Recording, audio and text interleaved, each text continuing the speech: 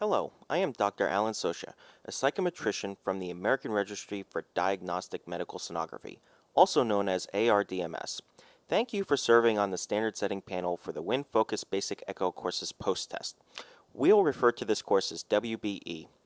The purpose of the standard setting is to arrive at a minimum passing standard for the WBE course's post-test, which will be used to award certificates to students who have completed the WBE course.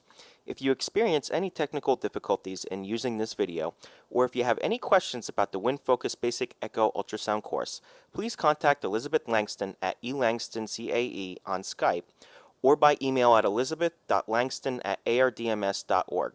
If you'd prefer to contact her via phone, Elizabeth can be reached in the United States at 1-800-541-9754, extension 150. As you know, WinFocus is a world-leading scientific organization committed to improving primary, emergency, and critical care medicine by bringing quality point-of-care ultrasound to the patient through all in-hospital and out-of-hospital critical scenarios, aiming to improve overall community healthcare worldwide. They are leaders in education, technology development, evidence-based research, and international relations for point-of-care ultrasound. WinFocus and ARDMS began the development of an intracurricular assessment program in 2012 for attendees of the WinFocus World Congress on Ultrasound in Emergency and Critical Care. The initial pilot was for the Basic Echo Focused Cardiac Ultrasound, or WBE course, and was offered during the 8th WinFocus World Congress in Barcelona in 2012.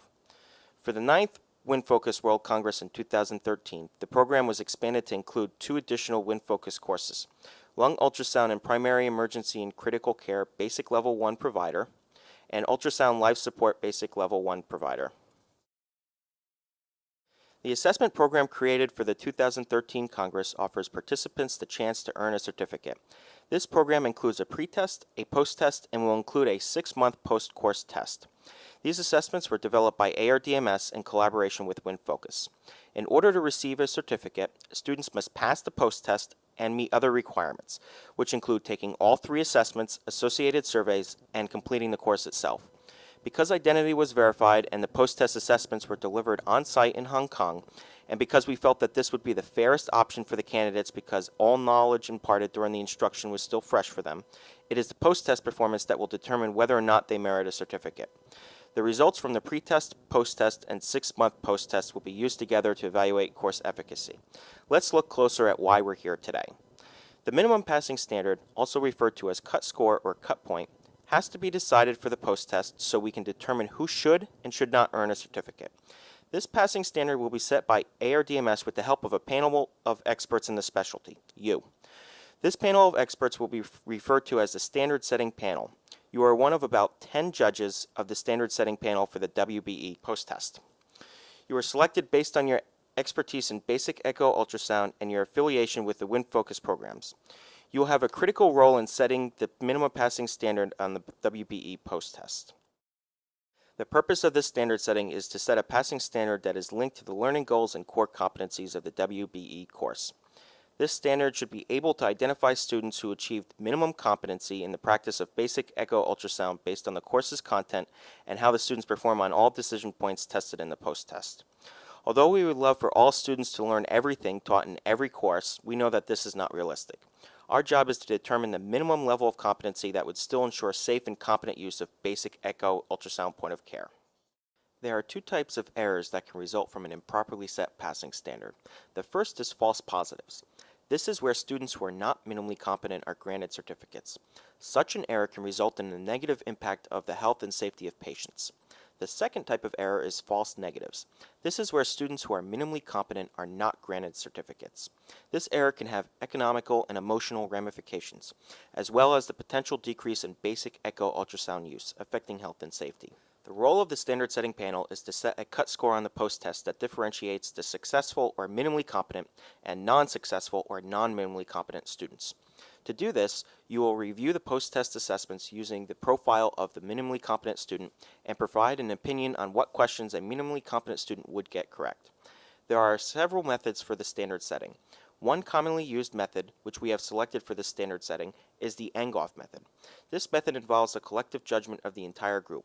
We will derive the passing standard by combining every judge's recommendations, which makes it particularly important that every judge complete the assignment and participate in the webinar. We will start by discussing the profile of the minimally competent student. This discussion will include decision points from the assessment and the knowledge, skills, and abilities which are associated with those decision points. Each of you individually will then make judgments about whether a minimally competent student will or will not answer each question on the post-test correctly. We will then aggregate all of your judgments into a proposed cut score and compute the pass rates and other relevant impact data associated with this cut score. Finally, the entire panel will discuss this cut score and decide on a final recommended passing standard. In the Angoff method, the basic consideration is, will a minimally competent student in basic echo get this test item correct? This question is asked for every question on the post-test and answered individually by each of you.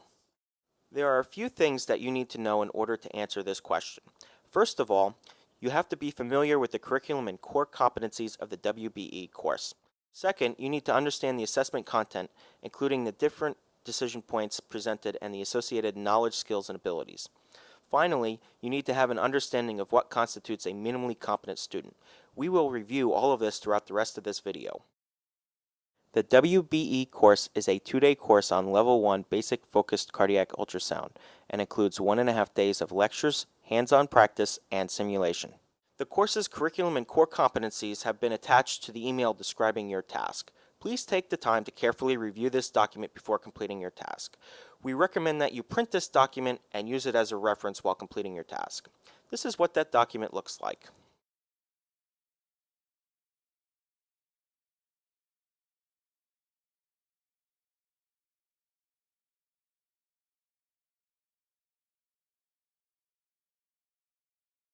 Each assessment consists of up to 3 scenarios or cases presented in a progressive manner, each containing images, videos, and test questions. The scenarios are built using a template that addressed decision points encountered by a practitioner using basic echo point of care and clinical practice. The skills, knowledge, and abilities outlined in the course curriculum and core competencies document are needed for students to appropriately make these decisions. Both ARDMS and WIN-Focus faculty have collaboratively developed the profile of a minimally competent student in basic echo. This profile includes the decision points tested on the assessments and the associated knowledge, skills, and abilities a minimally competent basic echo student will and will not be able to do after completion of the WBE course. This profile has also been attached to the email describing your task. Let's take a look at this profile. This profile has 2 parts. The first is a table containing the objectives of the course and the tasks that the minimally competent student can and cannot perform competently. The second is a narrative version describing the minimally competent student. Please carefully review both of these parts. We also recommend that you print this document and use it as a reference while completing your task. You may now proceed to Part 2, which will describe your task.